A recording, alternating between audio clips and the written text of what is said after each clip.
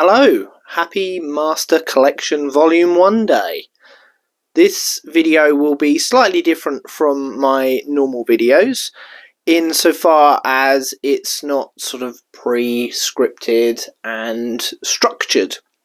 It's more of a just sort of loose idea of my first impressions of the Master Collection, specifically on the Switch. Now, if you've seen any of my other videos that I've released around the Master Collection, I was sort of blowing the trumpet, shall we say, for why people should be getting this game on the Switch. And a lot of that was before the news of the fact that Sons of Liberty and Snake Eater were going to be capped at 30 FPS.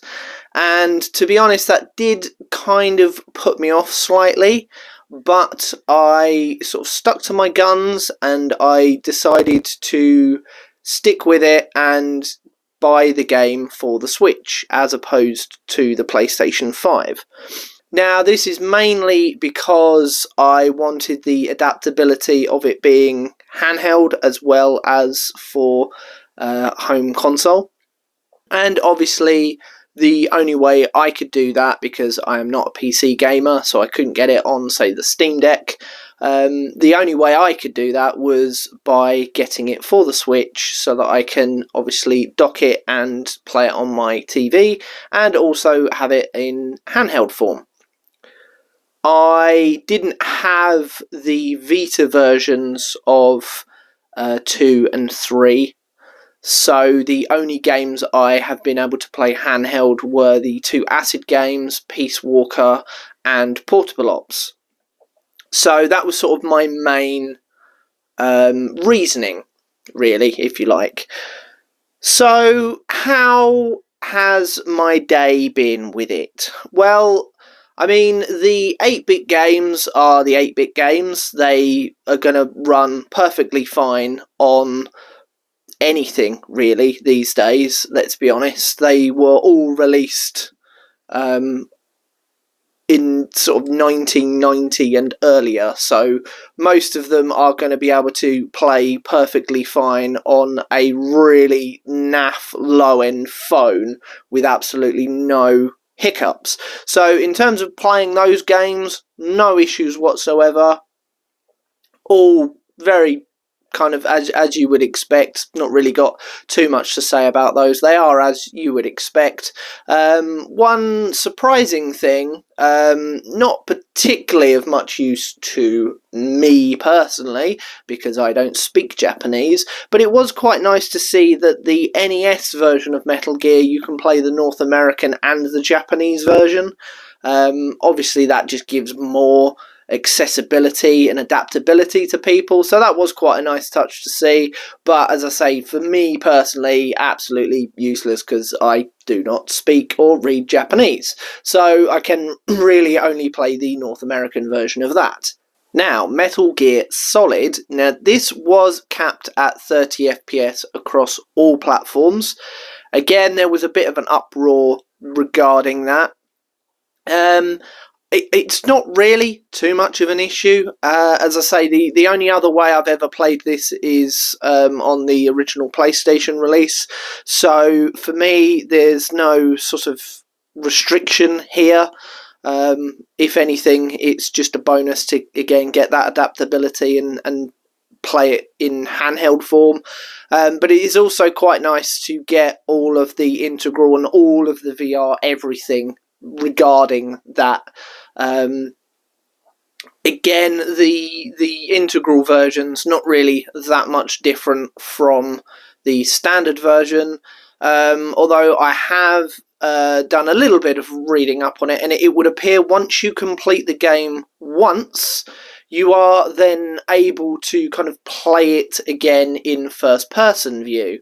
So, and sort of move around and everything. So I'm quite looking forward to giving that a try, just again for adaptability's sake, just to try that different way of playing it, because it's not a version of the game I've ever had access to. I know loads of people that have been playing it for years and years and years on emulators on PC, can kind of get around that, but as I say, PC gaming is really not my thing.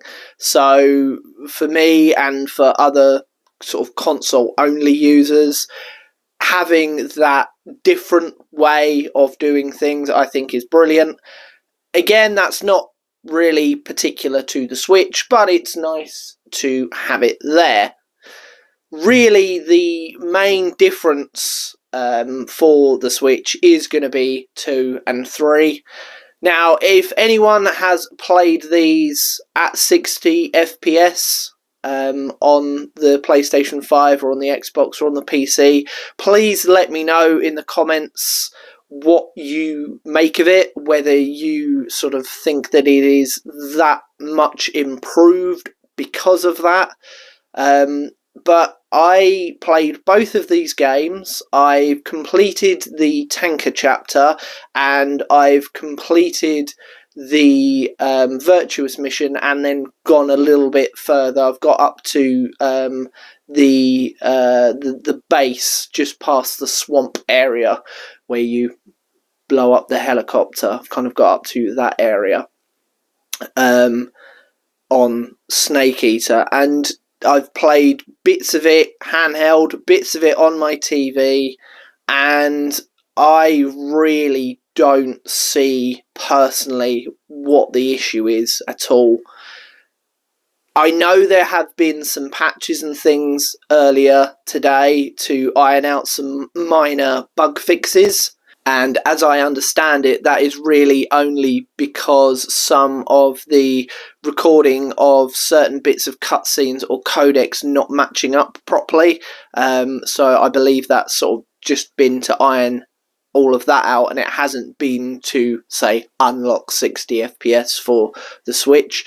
I'm sure if I played the two side by side, I would be able to notice, especially up on the TV, but certainly when playing handheld, there is no issue whatsoever, and even playing on my TV, I'm experiencing no kind of setback from it at all.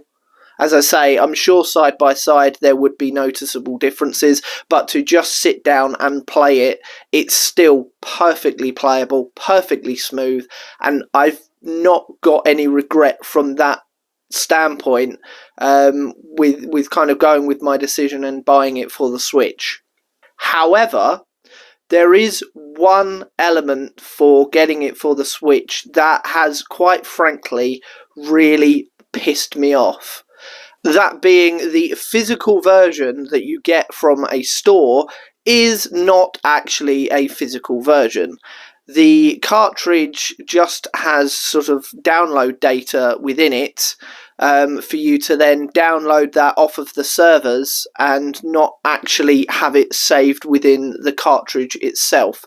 So you are, even if you're getting the physical version of it, you are still essentially only getting a digital download version. Now, because of this, I ended up saving myself a few quid, and I just ended up downloading it from the Nintendo eShop.